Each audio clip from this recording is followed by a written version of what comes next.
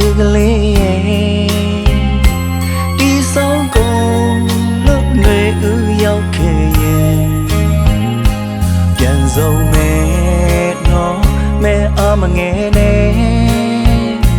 ပြောခဲ့လေဒီအမောင်ပဲလွှမ်းရတယ်မတွေ့ရတာအတော်ကြာဒီပေါ်လေသူအလွန်ပြေဖို့ကိုယ်ဆောင်ပြုလိုက်မယ်စာလွှာတွေကိုရေးဖို့နေလေကို့အဖို့တော့ဒီအလွန်လေးကဖြစ်မပြေအစင်မပဲသူကလေးအတွက်လွန်စိတ်တွေဝေလာခဲ့ရဲ့ဘယ်လိုအလွန်မျိုးနဲ့လွန်နေဆို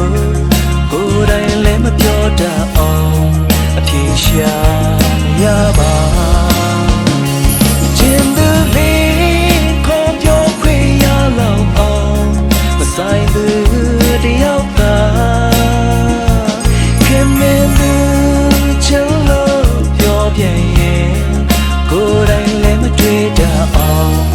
ရင်မဆွဲနေနောက်ထပ်တစ်ခါပြန်ဆုံးရင်ပေါ်ကွယ်သူလေးကိုတော့ပြန်ပြီးမေးကြည့်မယ်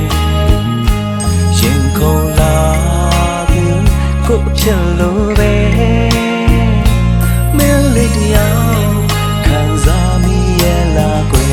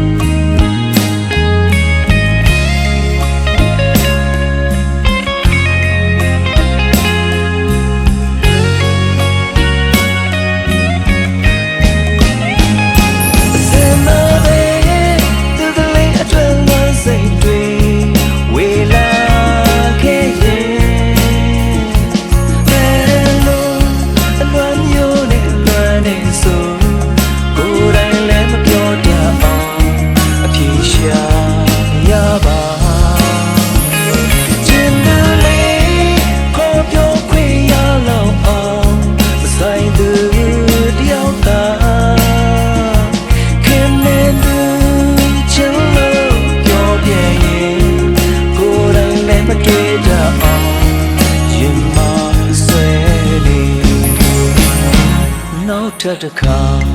ပြန်ဆုံးရင်ပေါ်ကွယ်သူလေးကိုတော့ပြန်ပြီးမေးကြည့်